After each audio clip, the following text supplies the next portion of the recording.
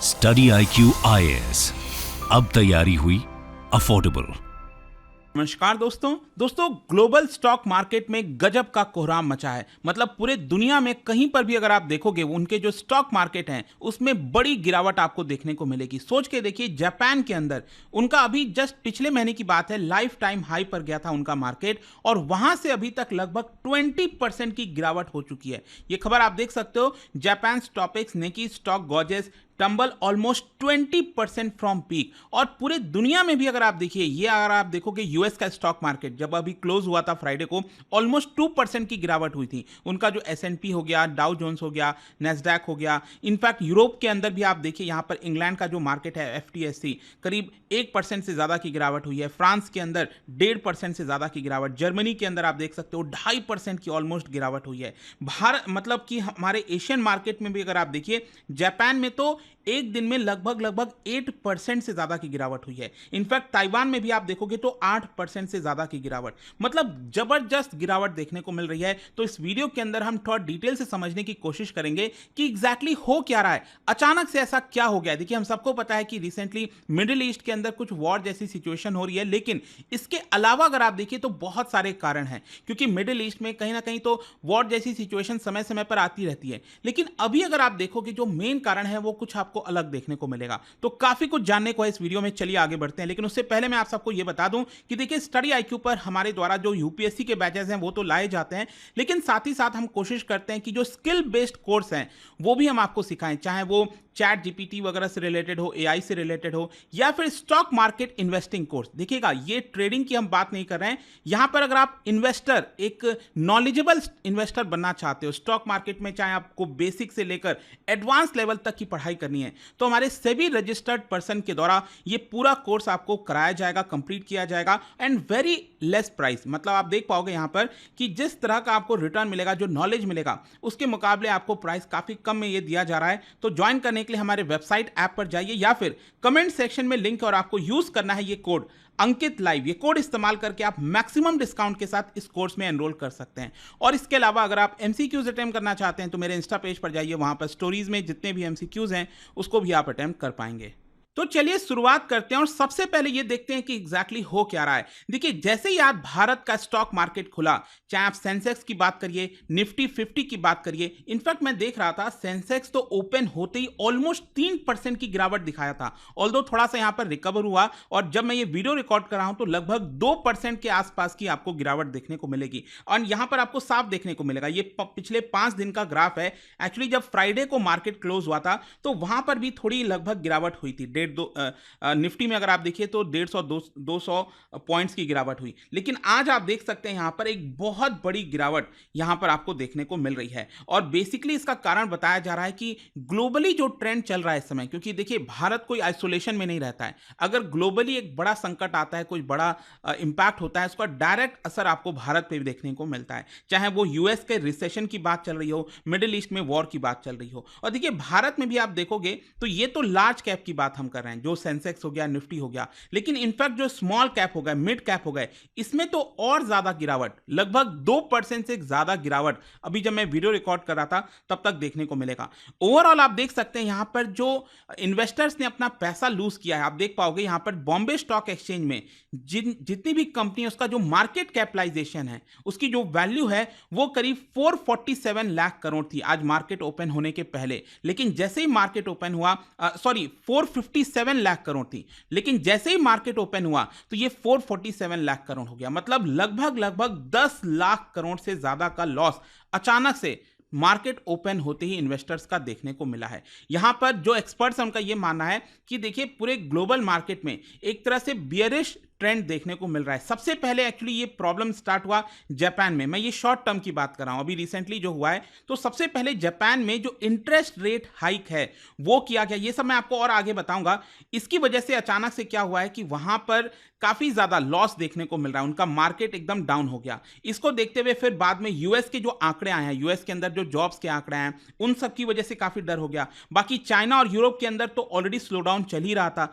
तो इन सारे कारणों की वजह से बताया जा रहा है कि हो सकता है कि आगे आने वाले समय में भी यहाँ पर फर्दर डाउनफॉल देखने को मिले। देखिए स्टार्ट में करता हूँ, सबसे पहले हम समझते हैं कि जापान में हुआ क्या है। देखिए अभी तक जापान में अगर आप देखोगे वहां पर जो इंटरेस्ट रेट है वो नेगेटिव चल रहा था लंबे समय से, लेकिन कुछ महीने पहले जो बैंक ऑफ जापान है, वहां की जो सेंट्रल बैंक है, उन्होंने इंटरेस्ट रेट को पॉजिटिव की तरफ लाया। और अभी क्या हुआ है, 31 जुलाई को इंटरेस्ट रेट और बढ़ा दिया गया। अब देखिए नॉर्मली क्या होता है, देखो हम जापान की बात कर रहे हैं, इसको भारत से कंपेयर मत कर लेना। भारत में तो आपको कभी नेगेटिव इंटरेस्ट रेट देखने को मिलता नहीं है, क्योंकि यहाँ पर अभी हम डेवलपिंग इकोनॉमी है। तो हमारे यहाँ पर क्या होता है कि आप कंपेयर करिए, जब भी इंटरेस्ट रेट बढ़ता है तो इससे होगा क्या, जो इंटरेस्ट रेट बढ़ता है इसकी वजह से आपको लोन लेने में तकलीफ हो जाती है, प्रॉब्लम होती है, और इसकी वजह से यहां पर जीडीपी का खतरा रहता है कि जीडीपी कहीं स्लो डाउन ना हो जाए। तो कुछ जापान में वैसा ही खतरा बढ़ गया है कि जापान में अचानक से यहां पर जो इंटरेस्ट रेट बढ़ा है, इसकी वजह से फर्दर आप देख सकते हो उनकी जो करेंसी है वो अचानक से बहुत ज्यादा मतलब स्ट्रांग हो गई है। जी हाँ, ध्यान से समझिएगा, इंटरेस्ट रेट बढ़ने की वजह से आप डॉलर के मुकाबले आप देखिए, अभी कुछ दिन पहले $1 इक्वल्स टू लगभग 160 जापानीज येन से ज्यादा था, लेकिन यहां पर जो इंटरेस्ट रेट बढ़ा इसकी वजह से आप देखिए अचानक से मजबूत हुई है उनकी करेंसी और लगभग 140 येन के आसपास आ गई है। अब आप सोचिए हमेशा कि जब भी आपकी करेंसी स्ट्रांग होती है तो इसका लॉस किसको होता है, एक्सपोर्टर्स को होता है, क्योंकि पहले जो पैसा आ पाता था वो नहीं आ पाता, जो बाहर के देश के लोग हैं वो आपसे गुड्स नहीं खरीदते हैं, तो वहां पर एक्सपोर्ट वाले जो स्टॉक्स हैं स्पेशली वो बहुत ज्यादा हिट हुए हैं। इनफैक्ट पूरे जापान में लगभग जितने भी 33 इंडस्ट्री ग्रुप्स हैं अगर आप देखोगे तो उसमें बड़ी गिरावट हुई है। और जो मैं आपको बोल रहा था कि पिछले महीने ही जापान जो है रिकॉर्ड हाई पर गया था उनका स्टॉक मार्केट, वहां से 20% ऑलमोस्ट ये नीचे आ चुका है। फिर नेक्स्ट यहां पर जो कारण है स्टॉक मार्केट में गिरावट का, वो है आपका यूएस के अंदर रिसेशन फियर। जी हां, यूएस में अभी रिसेंटली क्या हुआ कि जो आंकड़े आए अनएम्प्लॉयमेंट के वो काफी ज्यादा मतलब पिछले 3 साल के हाई पर देखने को मिला है।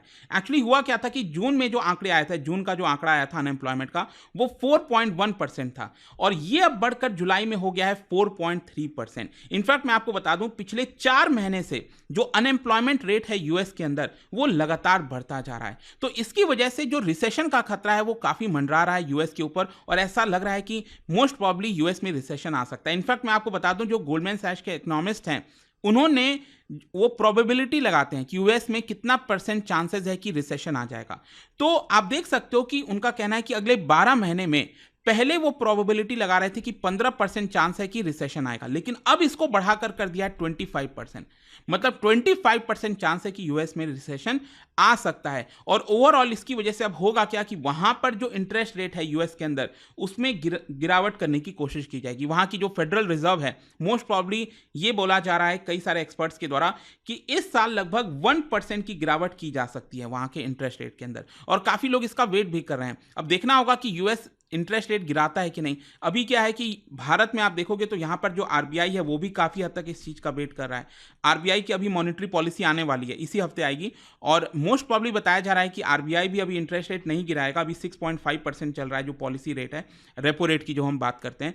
लेकिन अगर यूएस इंटरेस्ट रेट गिराता है तो मोस्ट प्रॉब्ली इसको बाकी के दुनिया के जो सेंट्रल बैंक्स हैं वो भी फॉलो कर सकते हैं। दोस्तों, क्या आप स्टॉक मार्केट में इन्वेस्ट करना चाहते हैं लेकिन आपके पास सही गाइडेंस नहीं है, तो स्टडी आईक्यू लाया है एक ऐसा कोर्स जहां पर बेसिक से लेकर एडवांस तक की पूरी पढ़ाई हमारे सेबी रजिस्टर्ड एक्सपर्ट के द्वारा कराई जाएगी ताकि सही तरीके से आप स्टॉक मार्केट में इन्वेस्ट कर सकें। ज्वाइन करने के लिए इसका जो लिंक है वो कमेंट में दिया हुआ है, वहां पर जाकर आपको यूज करना है ये कोड अंकित लाइव ताकि आप मैक्सिमम डिस्काउंट इस पूरे कोर्स पे ले सकें।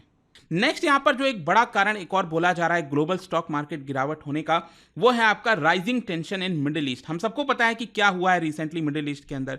यहां पर जो हमास का लीडर था उसको मार दिया गया ईरान के अंदर, और इसी की वजह से मोस्ट प्रॉब्ली बताया जा रहा है कि ईरान कभी भी अटैक कर सकता है इजराइल के ऊपर। यूएस ने अपना बहुत बड़ा मिलिट्री प्रेजेंस वहां पर तैनात कर दिया है कि कभी भी कुछ भी हो तो उसके लिए वो रेडी हो। तो इन्वेस्टर्स जो है पूरे दुनिया भर में वो काफी ज्यादा ऑब्जर्व कर रहे हैं मिडिल ईस्ट के अंदर भी कि क्या चल रहा है। अगर वॉर स्टार्ट होती है, एस्केलेशन बढ़ता है, तो डेफिनेटली यहां से मार्केट फर्दर नीचे जाने के चांसेस हैं।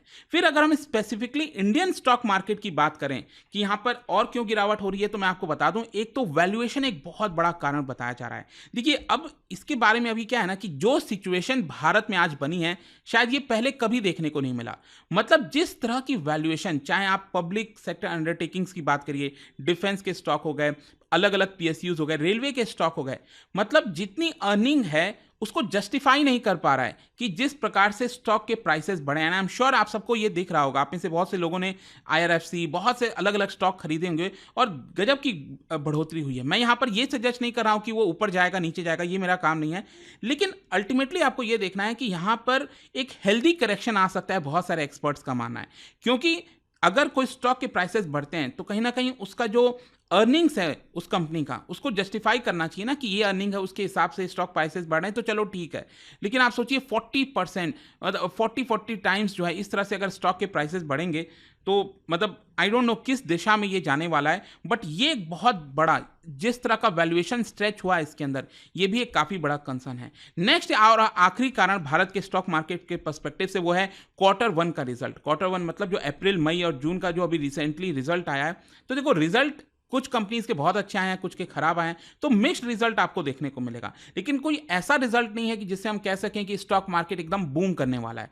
और इसी की वजह से भी एक बड़ा कारण हो सकता है जिसकी वजह से स्टॉक मार्केट में गिरावट हुई है। अब देखिए, ओवरऑल इन सारी चीजों की वजह से क्या होता है कि जब भी स्टॉक मार्केट में गिरावट होती है, चाहे हम भारत की बात करें, तो इसका मतलब यह हुआ कि जो फॉरेन इन्वेस्टर्स हैं वो अपना पैसा निकाल रहे हैं। वो भारत के स्टॉक मार्केट से उन्होंने पैसा निकाला, जिसकी वजह से क्या होता है कि जब डॉलर भारत के बाहर जा रहा होता है तो हमारी जो करेंसी है रूपी, वो वीक हो रही होती है। और यही कारण है, आप देख सकते हो यहाँ पर डॉलर के मुकाबले जो रूपी है वो एकदम रिकॉर्ड लो पर चला गया है। जब रूपी ओपन हुआ तो 83.78, मतलब ये कभी देखने को नहीं मिला है, ये एकदम रिकॉर्ड लो पर चला गया है। तो रूपी लगातार वीक आपको देखने को मिलेगा। तो ये ओवरऑल सिचुएशन है। आई होप कि आपको अच्छे से समझ में आ गया होगा कि एग्जैक्टली हो क्या रहा है। और जाने से पहले एक इंटरेस्टिंग क्वेश्चन इकोनॉमी से रिलेटेड है, क्या आप बता सकते हो कि स्टेट डेवलपमेंट लोन्स को बेचने के लिए असिस्टेंस और कोऑर्डिनेशन का काम इनमें से कौन करता है? आपको बताना है। इसका राइट आंसर आप सबको पता है, मेरे इंस्टाग्राम पर तो मिलेगा ही, वहां पर अगर आप नहीं हो कोई बात नहीं, टेलीग्राम से ले सकते हैं इसका सही उत्तर। मैं कई सारे जो एमसीक्यूज हैं वो यहाँ पर स्टोरीज में